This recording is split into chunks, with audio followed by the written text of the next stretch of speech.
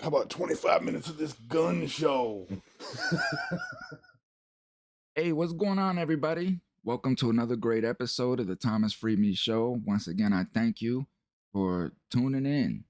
Before you start the show, please, I ask that you like, share, subscribe, do all of that stuff, as it is the utmost importance to the growth of my show and getting my word out there. Please make sure to visit www.cominghomecoalition.com, which is a 501c3 nonprofit that has been founded by me for the people, for the community. And I am trying to stay privately funded so that it allows me to work within the community the way that I need to work. So please make sure to visit that. And there's all kinds of links and ways that you can subscribe, donate, and make sure to please visit what we're doing here in Pasco County called Project Inside Out with Shady Hills Mission Chapel. So please visit www.cominghomecoalition.com. Please make sure to like, share, subscribe, and please make sure to check out my book on Amazon, The Power of a Positive Mindset, for those who have an incarcerated loved one who just needs to change their mindset. You can find that on Amazon by simply just Googling Thomas Freeman. Thank you, and please enjoy the show. I love outside weather. You know what I'm saying? And I think what I could do otherwise is I could do, we live in Florida, so I could do outside type workouts. You know what I'm saying? Jailhouse type stuff where when we didn't have weights and stuff like that, we had to figure it out, with the bare minimum. And you still had dudes in there that were just ripped up, man. And that's what everybody wants to know. Everybody wants to know these prison workouts, man, because they know that it's cheap. They see these prisoners where they're ripped up and all of this stuff. The biggest issue that people don't understand is the counting calories. People do not know how to count calories. And I'm not just talking about counting the calories that you're eating and going and looking at the labels, but what true counting calories is knowing your expenditure versus your intake. Like, you have to know that balance. You have to know ballpark. I mean, it doesn't have to be precise unless you're looking for a precise weight or structure or whatever, but as long as you know in a ballpark how many calories you're burning a day. You have to know how many calories you're burning a day in order to know how many calories you're taking in. You know what I mean? You have to know that whole structure. So it's when I say this to people, they're like, "Oh, well, I count calories, but okay, well, how many calories do you think you're burning a day?" "Oh, I have no idea." Well, that's the whole other half of it. You're only doing half of it. You have to know how many calories you're burning. So for me, I don't exercise that much, right? I don't burn that many calories through the day because a lot of my work entails me sitting at the desk, computer work, studio work, things of that nature, Mhm. driving around. So I'm not burning a lot of calories. So I know that I cannot take in a lot of calories. So it's just understanding what your daily routine is and what you can and can't take in on that. And I mean, it's science. It's physically impossible for you to gain weight if you're burning more calories than what you're bringing in. Right. Right. People don't understand that. And really it's really pretty easy to figure it out because it's every single formula that I've seen to figure out calories, daily intake, is based on your weight. So as long as you know your weight, it's just a multiplication to figure out how many calories you need every day. And then you go into, then the next thing is okay, so what kind of exercises are you doing, right? And then you say, okay, well, most likely this is for average people. So say an hour of running is probably 300 calories, right? But you're overweight by 60 pounds. So you can almost guarantee that you're going to probably be on the higher end of that, if not higher than that, right? So what it really comes down to and what people don't understand is it is like you said, it doesn't have to be that exact, right? What does have to be exact is you getting in there and putting effort into it. You know, you're going to know you're doing the right thing because you're going to see it in the mirror. You're going to feel it in your physical body. And not only that, but you'll probably get other people to start noticing as well. You know what I mean? That you're starting to look better. You know what I'm saying? And you're for yourself. You know, your energy levels going up. You know, you might even start to feel a little bit more hungry during the day. That's a good thing. That means that your metabolism is up. That means It's whatever it starting to is that you're burn. doing, right? So that's when you start. That's when you start to figure out other things too. So you say, okay, well now, and it depends on what you're trying to do. If you're trying to lose weight, then you want to feel hungry during the day. You know, you don't want to keep yourself hungry because you want to keep that metabolism high. So those are the type of programs where they have you eat every 2 hours. That's, for me, is best for weight loss, especially if you have any type of weight training involved. Oh boy. And for me, weight loss, the best thing for that when it comes to cardio is high intensity interval training. You know what I mean? Because you can get a lot done in a little bit of time. You know, once you get to a pretty good physical um, place, wherever you want to be, you know, you're going to find that you're not going to have to actually do that much cardio as long as your diet's good, as long as you're still hitting the gym. You're still going to have to probably do some, you know, but not nearly as much as you're going to have to do starting out if you're overweight. So, One of the best books that I read. Remember, I told you that there was an individual that was in prison that I was incarcerated with that was getting, he was getting master's degrees in all mhm, kinds of different fields. And one of right. those fields was sports and nutrition. And Hmm. then what would end up happening is some heroin would hit the compound and he would sell all his books for $20, $30, $40. One of the best books I got was a sports and nutrition book, and I still got it in there on the shelf. And it broke all of this stuff down to a science, right?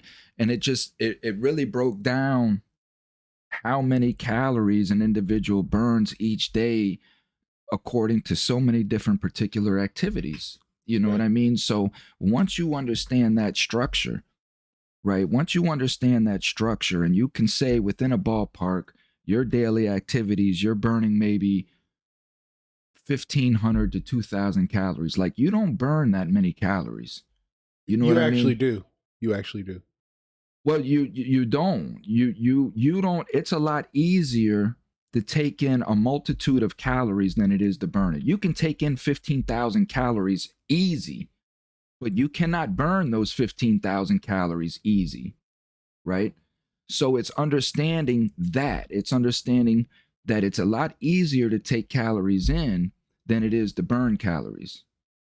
So Oh, that's of what I course. Of that's what I course. mean. That's what I mean by you don't burn that many calories. So it's understanding that within a hard day's labor, right? You're maybe going to burn anywhere from 5 to 6,000 calories, and that's maybe a construction worker that's outside in the sun all day, right?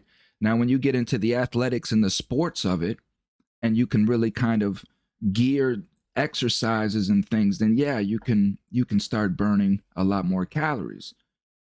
So it's understanding how many calories you're burning a day. But for the normal everyday working person, we're only burning maybe 1,500 calories. Me, I'm probably maybe only burning 1,000 on a day in the office, just sitting here, not doing too much, you know? And it's knowing that just a certain amount of breathing and sleeping burns calories, and just sitting around doing absolutely nothing, you burn about 500 calories, right? So it's just knowing again how many calories that you're burning through the day and limiting that food. And like you say, we're building a structure within that bubble. So if you want to speed your metabolism up, then yeah, you're going to break these meals down, like you say, into 6 small meals.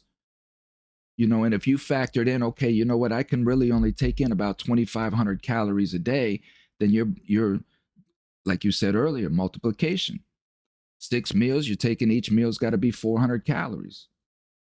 Or you can take them six and make three, a large portion of the calories, and then three of those meals just like small little snacks, like a fruit or something in between. Get away from the scale. You know, like the story that you were talking about, you know, that scale is a deceiver. You got to understand that that scale only gives you weight. It doesn't decipher what that weight is. It just gives you a weight of what your body is. So what a lot of people where a lot of people get discouraged at is they'll hit the gym to burn off this fat and they start exercising. Well, muscle weighs more than fat. So as you're moving and you're doing more exercises, you're actually building muscle, which is putting weight on you. That's exactly what I was telling a friend of mine this morning because she's like, "Oh, I feel better and I feel like I look better, but the scale isn't moving." And I'm like, "No." I was like, the scale is a good tool if you know how to use it, right? The scale is not something that you put all of your, it's like putting all the eggs in one basket. You don't do that with the scale. And the reason why is because the scale can be very deceptive for one of the reasons you just described, right? But here's the other thing. And the best way to use a scale, in my opinion, is to keep you on task. But the reason why you're worrying about what it says is because you're tracking your weight, right? That's all you're doing. You're tracking your weight, right? The reason why you're tracking your weight is because it's going to let you know, okay, well, I lost 5 or 6 pounds. Did I lose that because I didn't get in enough food? Did I lose that because I didn't get in enough water? Did I lose that because I did more exercise than I normally do? There's all kinds of things to it. Not only that, but another mistake people make is that they'll weigh themselves at different times of the day, and they're not consistent with the times that they weigh themselves, which is folly also. You should always weigh yourself at the same time, because if you weigh yourself in the morning, you're going to find that you're going to weigh more at night. Why? Because you've done all your eating, and Mm-hmm. most of your calories are burnt while you're sleeping. Most people And don't realize that. weigh yourself with the same thing. Just put on some underwear, some boxers, and wear that the whole time. You know, Hmm. Hmm. one don't have socks on one day and the next day you don't, and you have sweatpants on one day. You know what I mean? Just weigh yourself naked if that's a possibility. But no, absolutely. See, and that's 100%. And that goes into again, you know, what is your client looking for? You know, if your Hmm. client is coming and they're like, well, I want to put on weight, I want to bulk up. So you know the goal is weight, and that's where that scale is going to come into effect. But if a client comes and they're like, you know, I want to burn fat, well, the scale's not going to determine that, you know, and so then you're really kind of turning into a calipers, yeah. Hmm. And what that does is actually measure your body fat so Right. that you can actually then see that you're burning body fat. The scale's not going to determine that. But when you got these calipers and you're doing these measurements, you can actually see that you're losing body fat. And then another thing that a lot of people don't know, one of the biggest reasons why they even get into weight loss training is because they look at their gut and they don't like how their gut looks, right? Mhm. So they start to see their gut is starting to blow out. But what they don't understand is that your gut is the core of your body, right? The Right. core of your body is the balance. So that is where most of your weight is going to go. Going to go And there first, and it's going to leave there last. it's Yep. going to leave there last. So while you're working out and you're losing weight, you're not looking at all the other places where that weight loss comes first. You're constantly looking at your belly, right? And you're not seeing the change in your belly. But this is the last place to start burning. Where you have to start looking is in your fine details, and your face starts burning, your feet, your fingers, your hands, you know, all of these from the outside in Hmm. is how your body burns, because the last is your core. So just keep these things in mind. Don't get discouraged with your workouts. The main thing is consistency. Like anything else in life, you'll hear any trainer tell you consistency is the key. Just keep doing it and have faith that it works. I think also, just to add to that, is that when you start, most people say, "Oh, I'm going to the gym. Well, I started a diet, so on and so forth." And no, it's a lifestyle change. You have to be willing to change your lifestyle for this. That means the diet, the way you eat, where you eat at, what you're gonna eat. You know what I mean? How you use food. You know, food is fuel when you're an athlete. Period. You know, there may be some times when they're out there and they're doing certain things. I just seen a YouTube video last night where Jay Cutler, 4-time Mr. Olympia, was saying that he's never eaten Kentucky Fried Chicken. 50 years old, he tried Kentucky Fried Chicken for the first time. You know what I mean? Well, that's exactly what I'm talking about. You know, After and it then, went to shit. right, and that's what they were saying in the comments. Oh my God, you should have tried it during the '90s. Oh my God, Jay, you missed the boat on that one. You know, because he gets there and he's eating. He's like, I'll give it a 4 out of 10. And I'm like, boy, you ain't wrong, boy. It's a 4 out of 10. Yeah, absolutely, man. You don't miss the crack chicken. Right. Oh my God. Well, one of the commenters was a dude that worked there in the '90s, and he was like, man, we used to have to make that stuff fresh. You know what I mean? Thaw it all out, make the seasoning, the breading, and all that other stuff, and make it all fresh. It took some time, you know. He said, but now you look in them kitchens, and they ain't got half the equipment they used to have. No, of You course know, not. so it's like, dang, you know what I mean? But when you listen to that type of mentality, that's exactly what we're talking about. You know what I mean? You got to say, that new restaurant just came in town. No, I've never been to that place. I wouldn't because I'm on something else right now. You know what I mean? Plus, I feel like commercialized foods, a lot of the stuff that you get from fast food joints, restaurants, stuff like that, loaded with preservatives, loaded with, you know, stuff that we don't know about, so on and so forth. And I think that's where a lot of these problems come from nowadays. You know, I don't want to get into the vaccination talks and the, you know, all that stuff, like when you're born and then with the COVID vaccination, all that other stuff. Just know I never got no COVID shot. I wouldn't get a COVID shot because it didn't make any sense. I had COVID 4 times. You know what I mean? So it's like, well, now I'm gonna go get a shot for what? They did that to my daughter, man, and that's how stupid her mom is. You know, is you know, her mom's so gullible and just listens to these people. But my daughter was sick with COVID, so they say it was COVID, but she was sick with whatever it is that they said. And then the doctor tells her, my daughter, that she had to turn around and get the shot. I'm telling my daughter, Cheyenne, you don't have to get the shot. You just had it. You know what I mean? Why did you go get the shot if you just had it? That makes no sense. But thank God, I mean, she from what she told me, that was the only shot she got, was the very first initial one. She got no more after that. Hmm. And I worry about that, man. You know, and again, this is why you need the father. And this is why the father is supposed to be the authority. Right? Because in instances like this, man, it's I don't want to talk about it. I'd like to do that. No, I would like to do that around here. And I'm thinking about that, how I could maybe accomplish that, but creating like a hostility ring. So any of these juveniles or anything, they got these anxieties or these issues, or maybe they have an issue with a kid, they want to settle something. Instead of just fighting it out in an emotional thing, you can come and get in the hostility ring. Put on some gloves, put on some headgear, you know, and duke it out professionally. And then afterwards, you shake hands and we sit down and work the issue out and move about. But they don't have that here. There's No. nothing for these kids here. That's what I'm saying. That's what I would like to try to create, some kind of community center with Coming Home Coalition, where these kids can get dropped off, and we got volunteers here. We got a whole program going, you know, that they can come hang out. They can come hang out with some returning citizens, with some recovering addicts, things of that nature. They can hear stories. They can, you know, because this is who they relate to.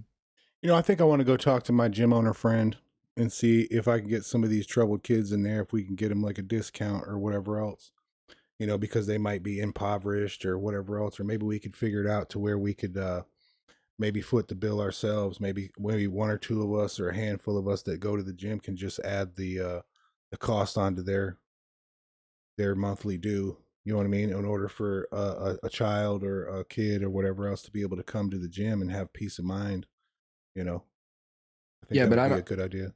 Yeah, but I don't want to support that dude. But if the hey, if there's any gyms in the Newport Richey, Pasco County, West Pasco County area that would like to participate in something like that, reach out. Reach out to Coming Home Coalition.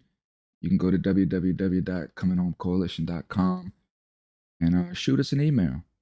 Maybe we can put something together like that, because I do want to do something with these kids. I want to give them something to do. And the gym aspect that is as well. I was actually thinking about putting a prison yard out back, and having them come work out in a prison yard, you know, just throw some dumbbells and some dip bars and stuff out there. And shout out to my brother Kendrell Marshall, Block Body Training in Louisiana, New Orleans, Louisiana. That was him and me. He tell you too. That block top workout, boy. Whoo wee.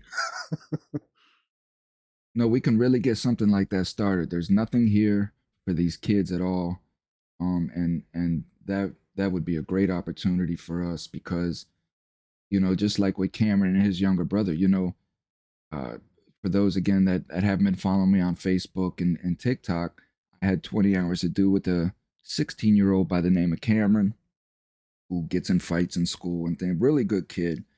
But we went out for our first round, and the second round, his younger brother, 13 years old, just wanted to come along because of the change that he saw in his brother instantly, just from hanging out with me. So that's the thing, is a lot of these kids around here relate to me because I was them.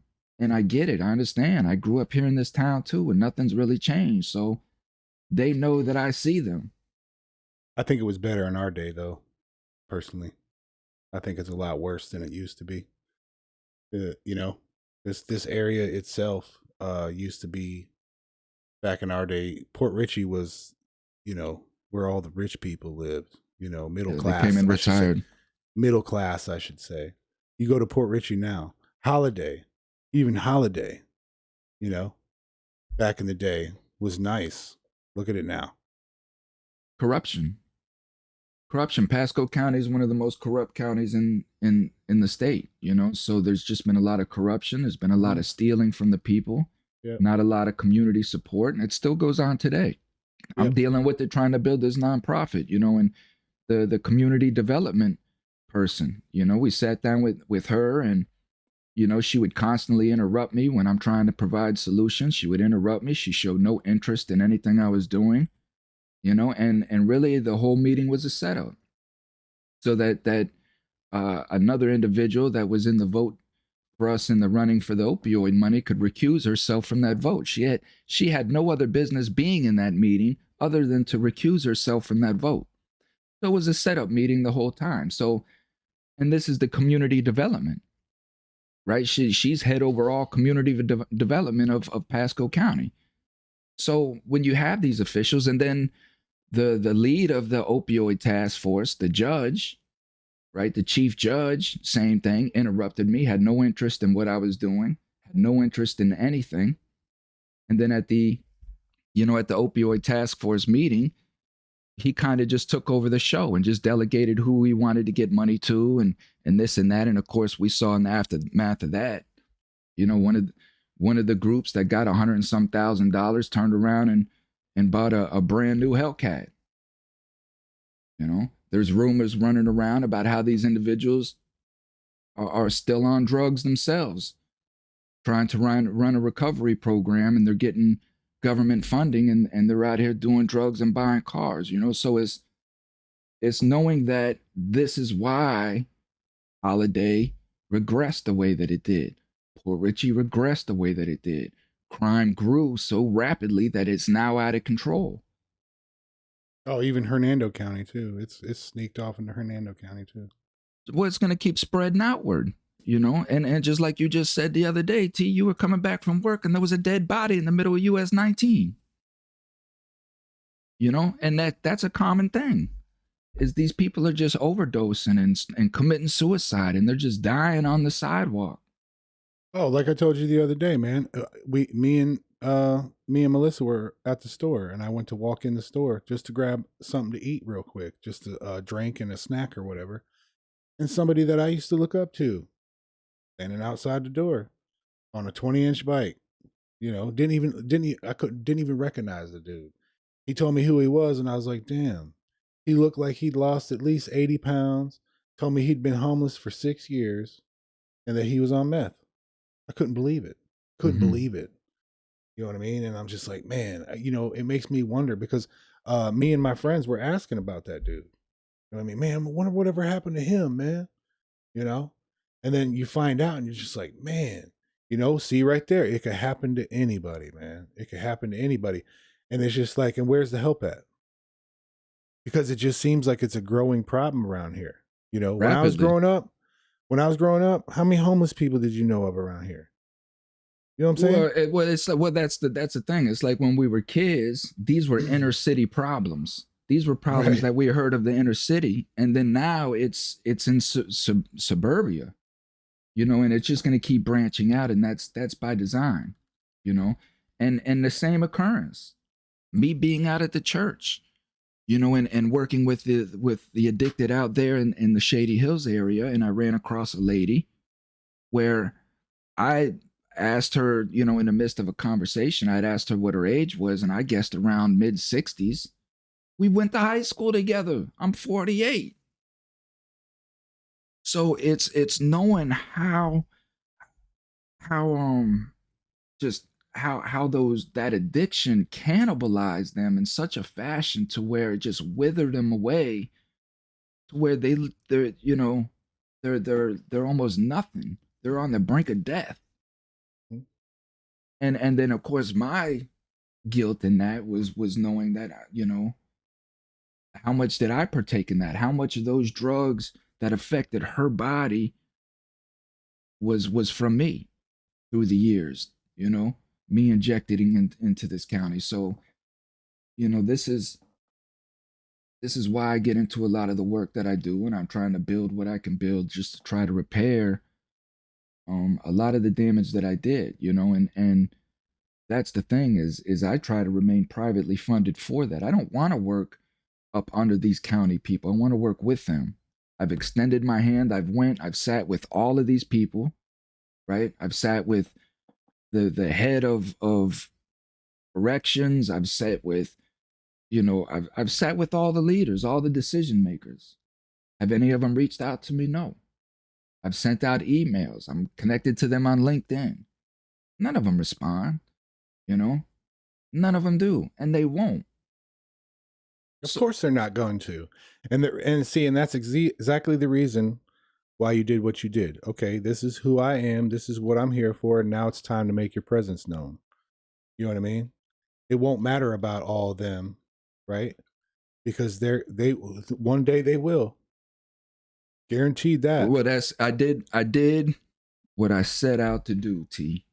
Right? When I first created this nonprofit, I was in Pasco County and I reached out on Twitter to Sheriff Nako's Twitter handle. And I explained to him in a DM, right? Hey, Sheriff Nako, this is Coming Home Coalition.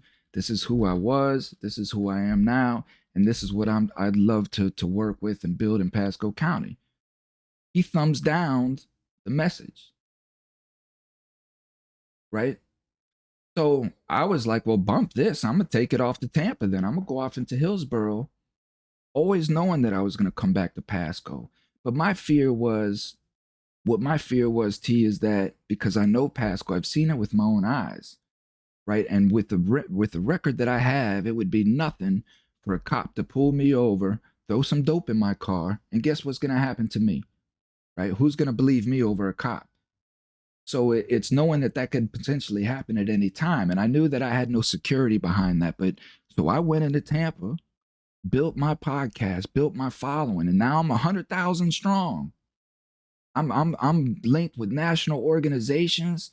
I got organizations from here all the way up to Michigan that know who I am and stand behind me. And I now know that if anything was like that was to happen, man, this place would be flooded. Because they would know, no, no, no, not Thomas. We already knew this was going to happen, you know. Yeah. So now it's I come in with my followers. This is how important we the people are, and this is what I'm trying to build through my platform. for these listeners to understand the importance of their duty as we the people. That I am just an American citizen, and albeit a returning citizen, but I care about my community, and I want to come out and I want to try to right my wrongs, and I just want to help people, and I just want to die doing that. I've had all of that fun stuff and that corruption, and I know what comes with that. I don't want that stuff no more. It's why I say I could never be a millionaire, because I feed too many people. You understand what I'm saying? So it's knowing that we the people of the community, I need you guys to stand behind me by subscribing to my website, by sharing my content, by getting me out there, by helping me grow, so that we can all attack these issues as a force, as a united force.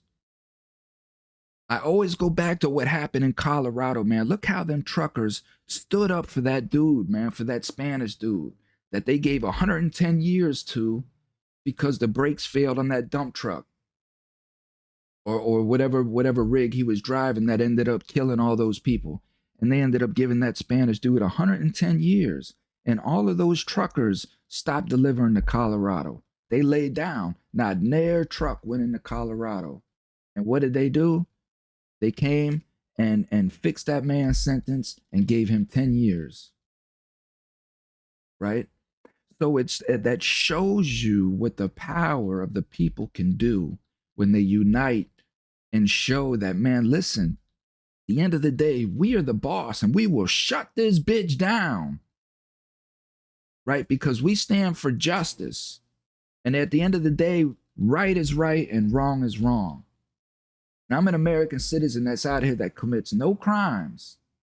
I help people. See, you've been with me for 3 months on a daily basis. You're out here. You see what I do. You see my care for people. Right? So it's knowing that that's the importance of this platform, is that if we are going to take down this structure, if we are going to check Big Brother and put them back in their place of where they're supposed to be, we have to do it as a united team. And when we see American citizens that are moving in that fashion, we have to stand behind them and we have to protect them. We have to protect them.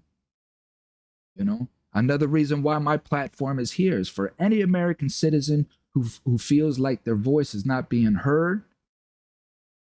They can contact me. Hey, I need help. Come to my Facebook, come to my Twitter. Let's do it. I do this all the time. Let's bring awareness to what you got going on. Let's try to get some citizens behind you. Let's try to get a movement over there. This is how we got to work, people.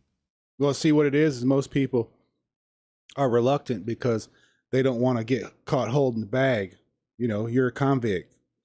A lot of times they don't want to stand behind you, because they're afraid that, just like you said, something can happen and next thing you know, this is all gone, because somebody didn't like it, because somebody wanted to get rid of you.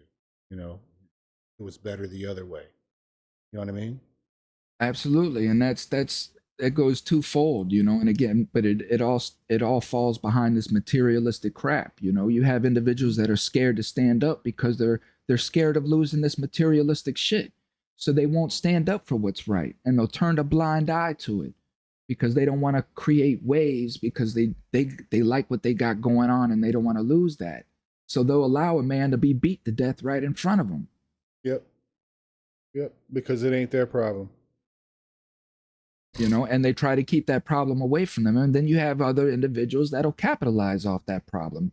But it all stems from the same ego, the same selfishness. And that's what we have to step out of, because America indoctrinated us that way, to turn a blind eye and to look away and just appreciate what you have, Mm-hmm. Yep. Coveting. Yep. Yeah, coveting. And that's what allows you to step over the homeless person without a thought about it, Yep. And not even understand what that person's been through. You know what I mean? To where he got in that situation in the first place. Do you think that if anybody would have been there to support that person when they were going through what they were going through, they'd be where they're at? Excluding drugs? I say excluding drugs because I've been on drugs. You know what I mean? And I was really bad on drugs. And at any point, like Well, you have to nobody. exclude. You have to exclude drugs because the percentage excludes itself from the drugs, right?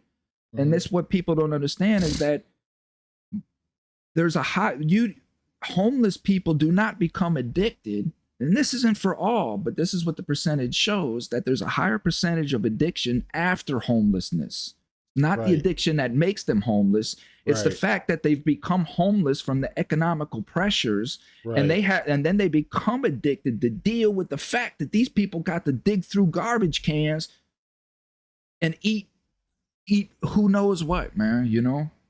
Mm-hmm. Yep, And yep. you're exactly right. Where was the help that the people needed? Where was the help in downtown Tampa when they wanted to restructure and they jacked up the prices of all the rent to force out the poor people into the streets so that then they can then turn around and sell all these houses to your rich European people who wants to turn them into Airbnbs because they're restructuring all downtown Tampa, right? Same thing So they just did in Hawaii. where's the help? Yeah, oh, I forgot. They got $700 per family. Right, But the right. president of Zelensky's got two yachts, two super yachts, Super yachts. Right. super yachts. But that's where the rest of their money went. Belly dancer. Boy, I tell you, man, how the hell you go from a belly dancer to the president of a country that has two super yachts? You ever seen that clip of him belly dancing with his leotard? I don't want to see that clip, bro. He was, he was pretty good, man. I tell you, boy, He's got some moves he's got some like moves, Jagger. but You got the moves like Jagger. got the moves like Jagger. Oh shit. So let's get into what we're really here for, man. If you guys watched the last episode, y'all know Tony here is in the Inside Out, program, and got a lot of good things going for him. And another opportunity arose for a job that he was seeking for several years. You have to apply for it every 6 months, but it arose.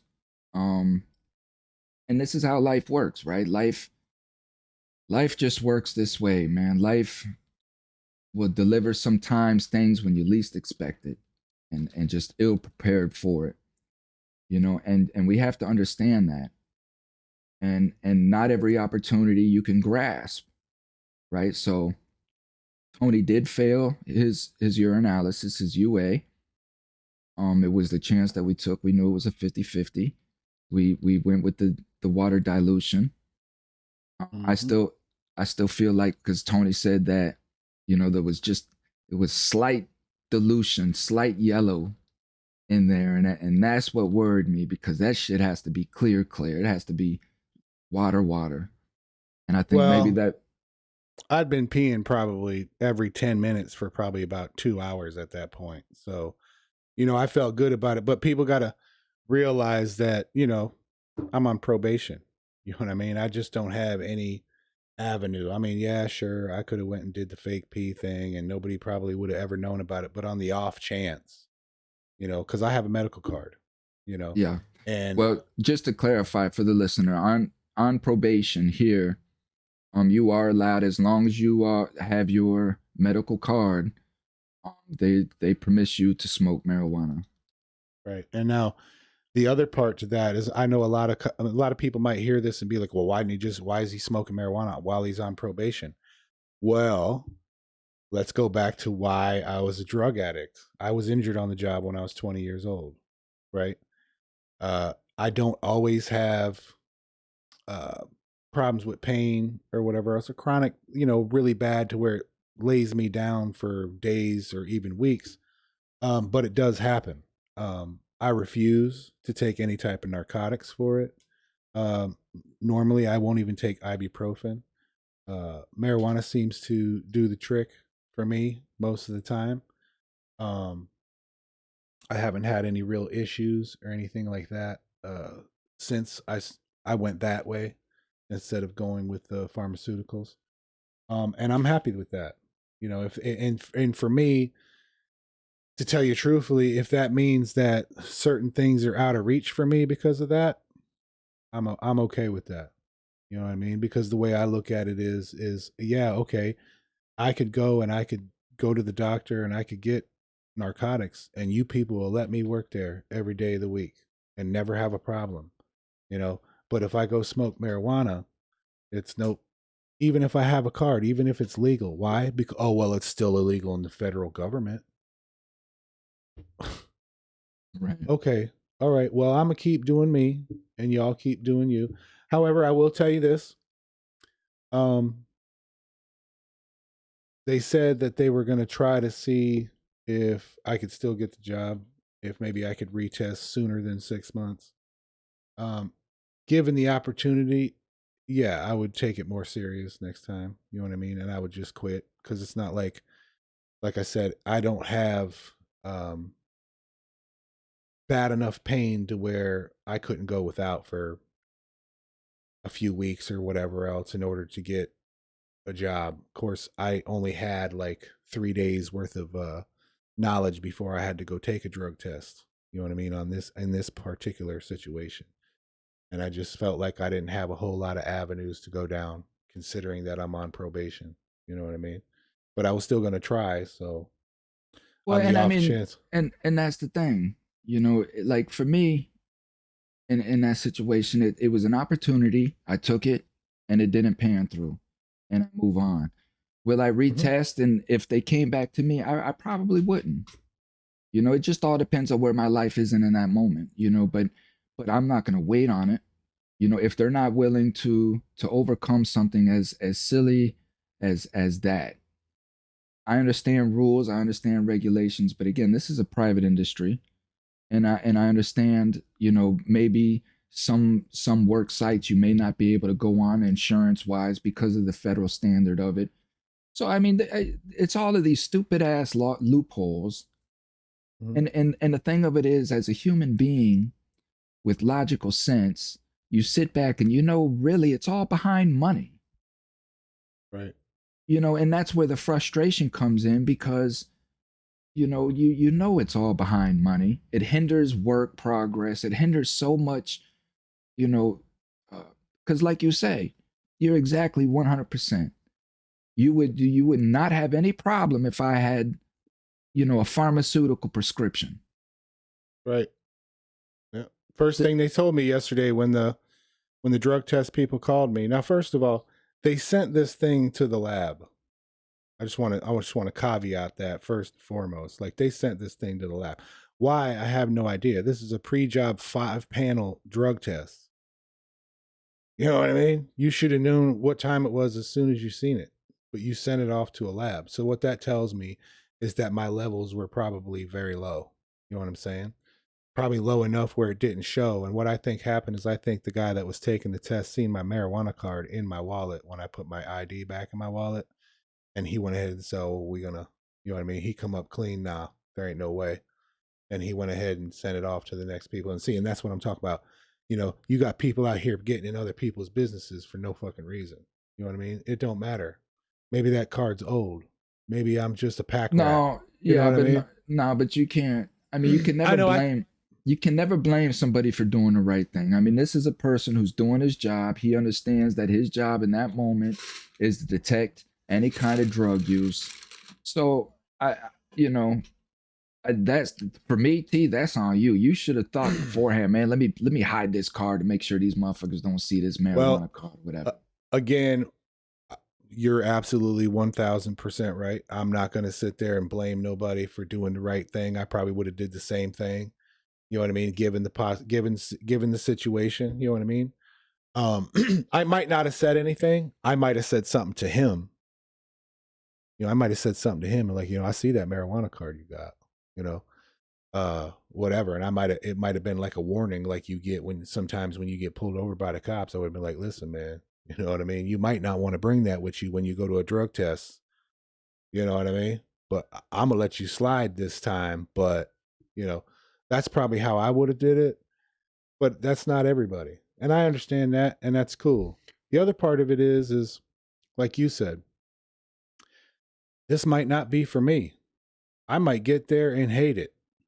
You know what I mean? Even though I've been seeking this thing, it might not be for me. I'm a big, big believer that God only puts you in opportunities that are for you. You know what I mean? At Well, the time, they're for you, you know? that's exactly right. And let's break that down, right? Because after you went first, let's talk about the anxiety of the test, right? So let's break this down for the people to understand the difference between right and wrong, essentially, Mm-hmm. right? So I mean, we had two options. You could have just quit cold turkey, which of course it takes 30 days for marijuana to get out of your system, right? So the test, you had to take the test within, I think, 3 days or 4 days. So Mm-hmm. so we knew that marijuana was going to be in your system. Mm-hmm. So quitting at that time would have reduced the levels, sure, maybe slightly, right?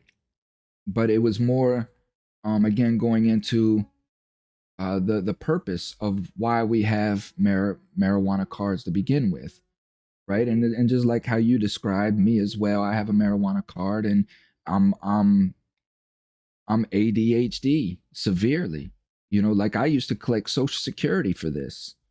And that added to some of my laziness back in the day as a kid. But I was bad, uncontrollable. And I've been on this Prozac, I've been on all this other stuff. I was on Ritalin as a kid, and it's knowing that nothing helped. And it really made me, a lot of that stuff in some sense gave me suicidal thoughts, made me start feeling crazy. Marijuana is the only thing that pacifies me throughout the day to be able to focus on what I need to focus on, do what I need to do, concentrate on what I need to concentrate on. And I need this daily. And not only that, but yes, I'm addicted to marijuana now in the sense that I have a certain level that I have to maintain, or that will affect me in some sense. So it's understanding that right there coming into your choice factor. Like I can't just stop cold turkey. Not that I can't, but there's effects to that, Mm-hmm. right? So it's knowing that these 3 days really isn't going to make a difference. I know I'm going to have to dilute my piss in some kind of way. So why am I going to stop smoking, right?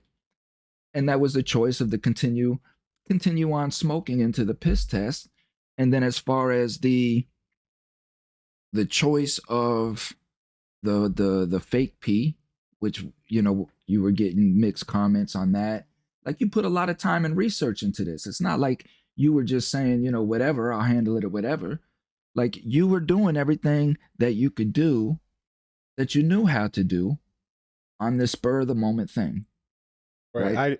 right? I hadn't taken it, like I said before, I hadn't taken a drug test like this in a while. Like I take a drug test at probation every once in a while, but I'm allowed to come up dirty for marijuana because I have a card. They don't have a problem with that. You know what I mean? But for the job to be like, for me, it's like, okay, so doesn't that violate HIPAA because I'm on something that's prescribed to me by a doctor, by a state recognized doctor, and probably a government recognized doctor, if that's what they got to get. I don't know. I don't know what doctors have to have licensing wise or whatever. If that's a state thing, a government thing, whatever it may be. I'm sure there's a government register, but it's probably on the state level, or maybe it's just on the state level. Whatever it may be, you know, this place operates within the state. So it's like, was it a missed opportunity? It could have been, but like you say, and I'm a firm believer in myself. Is you know what, that may have been a wonderful opportunity. You know what I'm saying? But who's to say that there isn't an even better one tomorrow? There's opportunities everywhere, but I'm laying out the anxiety and the stress on a human being for just smoking marijuana on a Right. daily function, right? And how that could really affect an individual's mental health, their poverty level, all of these things.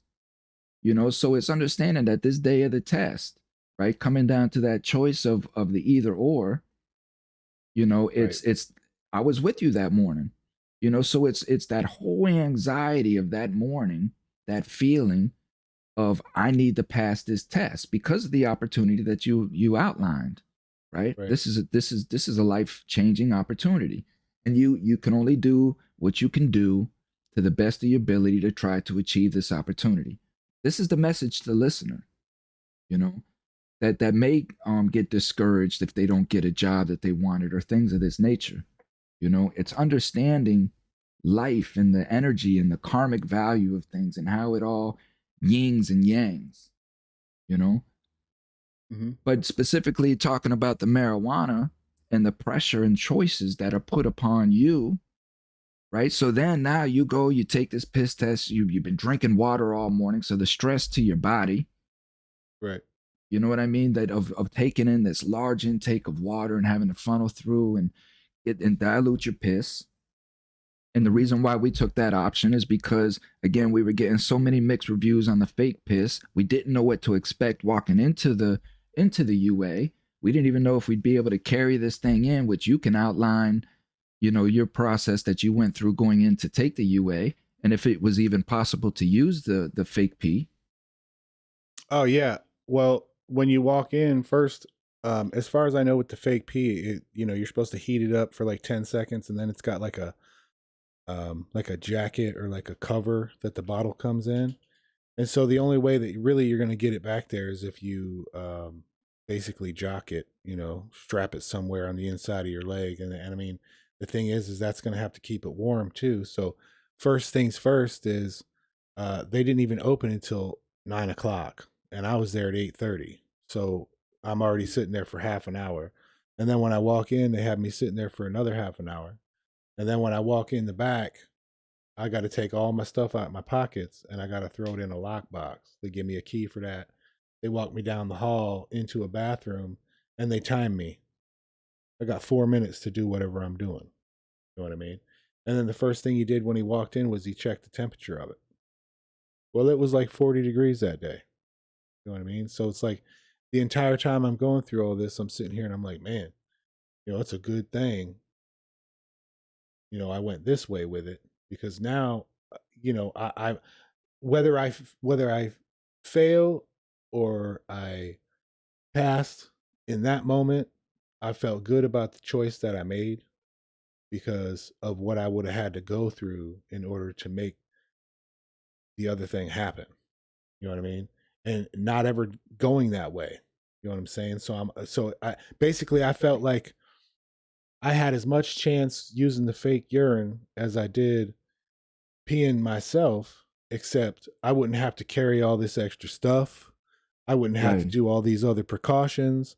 You know what I'm saying? So that's where my mind was at. And people can be mad at me if they want to. People can sit out there and be like, "Hey man, I would have did that anyways." It's, okay. Well, guess what? You wasn't the one in the room. You say what you want to say 600 miles away. Yeah, exactly. Exactly. You went in the one. You went in the room shaking like Don Knotts. You know what I mean? So, Pretty much, yeah. and then the whole thing of it is again just the anxiety of you just pissing, but then you're adding the elements of sneaking things in and having to unpack things, and Right. And not so getting caught. You know what I'm saying? Being on probation at the same time. Could you imagine? I'm just that's the whole thing's going through my mind. Oh, he got caught with fake pee for a drug test, for a job or whatever, and he's on probation. Oh yeah. boy. So you took it. We left. We thought we Right. were going to hear something within 30 minutes. Found Mm-hmm. out 30 minutes later we wouldn't hear something till maybe that night or possibly the next day, right? Yep. And they sent it off to the lab because the lab is the one that the lab was in like Kansas or something like that. Mm. You know what I mean? So they called me yesterday, and that's why I was sitting there like, Mm. why, why? Somebody's being extra around here. You know what I'm saying? But that right there is because it wasn't meant for you. Right. Right. And that's exactly what I'm saying. And I also want to say on the side, I am employed. For everybody out there that wants to know, I am employed. You know what I mean? This opportunity would have been a couple dollars more an hour, and it would have had better benefits attached to it or whatever else. But I am employed, so Which the DC trip is another opportunity of him right. joining into the bricklayers union.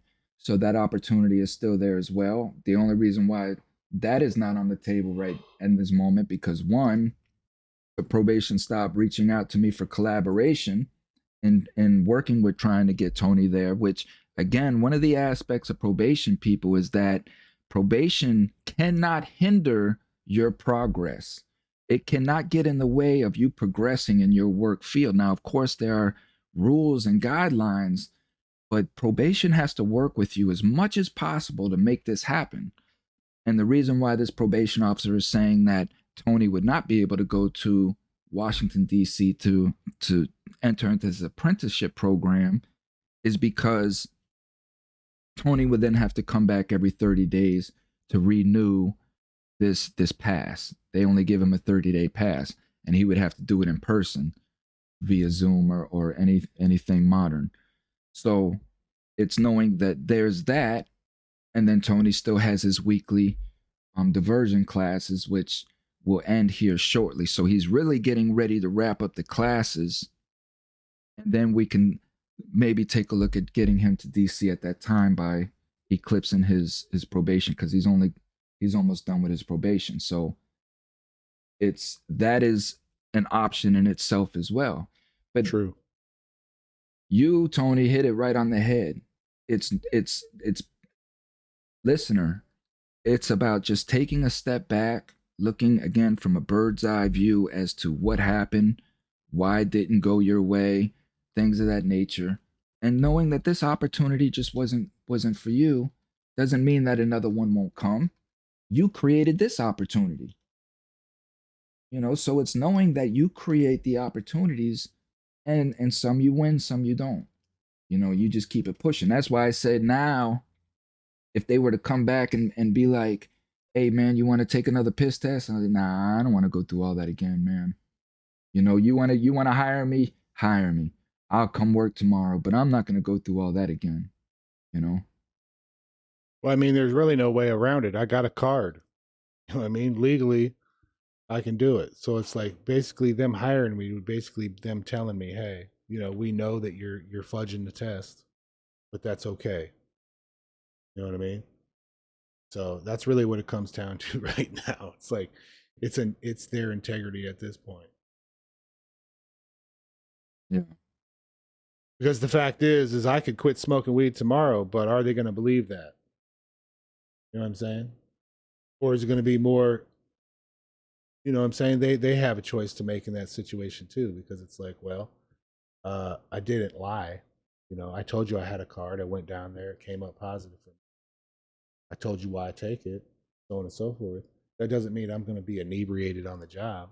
That just Right. means I use it for what I use it for. Period. You know. Right. I mean, So, that's the ridiculousness of it. I mean, whatever. Anyway, but great points. A lot of great points yeah. on health, mental health. We really broke down the UA process and the ridiculousness of it between all of these marijuana laws going on, and the crux with businesses and a lot of things. It's just stupid. And it's like, make a decision, let's do it, get it over with. But it's all about money as always. Always about money. Yep. But at the end of the day, like Tony said it at the top, about the creation of opportunities, seizing them, and not being scared to apply for them. It's okay to take rejection. It's okay to take failure. And these are parts of life that you have to overcome as well, and embrace it and move on to the next thing, knowing that you can create the next just like the last. That goes into a lot of our talks about, minimizing expectations. You have a job opportunity, but don't structure the whole rest of your life behind this opportunity before you even get it. Don't put expectations, and don't spend your money before it's in your hand. As the old saying goes, just just allow things to be, allow them to come, and baby steps, man. So that's a lot of what the program is, and we'll see what's next, man. But other than that, you guys take care, stay safe, stay blessed. Thank you guys again for tuning in to another wonderful program. And please, again, visit www.cominghomecoalition.com. And we'll see you next week, man. Peace out. Peace.